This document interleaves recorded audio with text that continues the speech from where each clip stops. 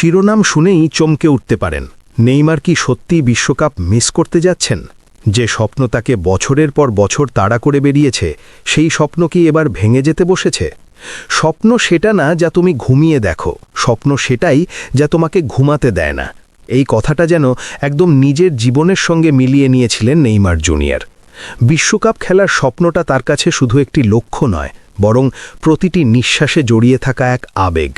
বারবার তিনি বলেছেন যে কোনো মূল্যে বিশ্বকাপ খেলতে চান, দলে জায়গা করে নিতে নিজের সব কিছু উজাড় করে দিতে প্রস্তুত। কিন্তু সময়ের সঙ্গে সঙ্গে সেই আত্মবিশ্বাসী কণ্ঠস্বরেই এখন যেন ভেসে উঠছে এক অদ্ভুত অনিশ্চয়তা। সাম্প্রতিক বক্তব্যে নেইমার নিজেই বলছেন তিনি জাতীয় দলে ফেরার জন্য কাজ করছেন। বিশ্বকাপে খেলার প্রবল ইচ্ছা এখনও রয়েছে, তবে শেষ সিদ্ধান্তটা কোচিং স্টাফের। এমনকি তিনি দলে থাকুন বা না থাকুন, সব সময় জাতীয় দলকে সমর্থন করবেন। এই কথাগুলোর ভেতরে লুকিয়ে আছে এক ধরনের হতাশা, এক ধরনের অজানা আশঙ্কা। প্রশ্নটা এখানেই, নেইমার কি আগেই বুঝে গেছেন তার বিশ্বকাপ খেলার স্বপ্নটা হয়তো আর পূরণ হচ্ছে না?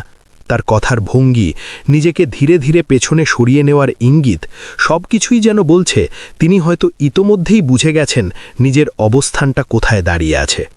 আরও অবাক করার বিষয় হল, ব্রাজিল দলের নতুন কোচিং প্যানেলের সঙ্গে নেইমারের যোগাযোগও নাকি খুব একটা জোরালো নয়।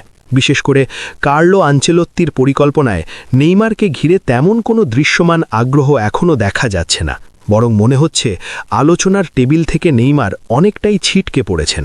আর এর পেছনে সবচেয়ে বড় কারণ তার ফিটনেস এবং ইনজুরি সমস্যা। সান্তোসের হয়ে মাঠে ফিরে নিজের সামর্থ্য প্রমাণ করার সুযোগ পেয়েছিলেন তিনি।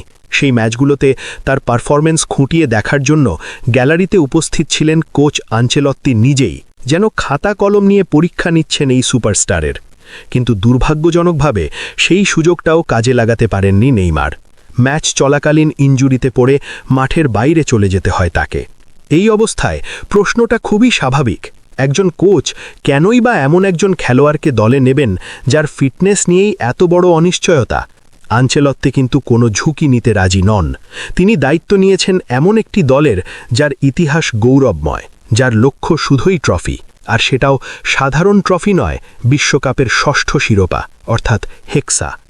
এই লক্ষ্য পূরণ করতে গিয়ে তিনি একটুও ছাড় দিতে রাজি নন, সেটা যত বড় তারকাই হোক না কেন।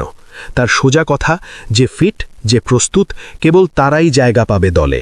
নাম, খ্যাতি বা অতীত অর্জন এখানে কোনো মূল্য বহন করবে না। আর এই কঠিন বাস্তবতার মুখোমুখি হয়েই আজ নেইমার দাঁড়িয়ে আছেন এক অনিশ্চিত ভবিষ্যতের সামনে। ফিটনেসই হয়ে দাঁড়িয়েছে তার সবচেয়ে বড় বাধা। বিশ্বকাপের মতো বড় মঞ্চ একেবারে দোরগোড়ায়, অথচ ব্রাজিলের সবচেয়ে বড় তারকা এখনও জানেন না তিনি সেই মঞ্চে থাকতে পারবেন কিনা।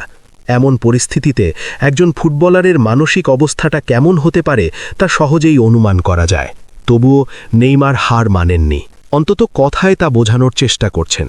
কিন্তু বাস্তবতা যে কতটা কঠিন তা তার প্রতিটি বক্তব্যেই ধরা পড়ে।